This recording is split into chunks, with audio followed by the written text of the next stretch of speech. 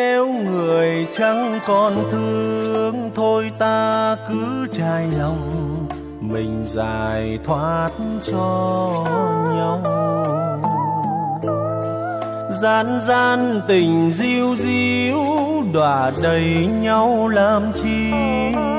Phải chăng chốn này là quán cho qua đường, để người đến người đi? Biết mình vương sợi tơ nên tôi cố gượng cười, mong người sẽ thương tôi. Đam mê nào đưa lối để người mau đổi thay, vì yêu quá nhiều tình dối mình đâu ngờ. Thôi đừng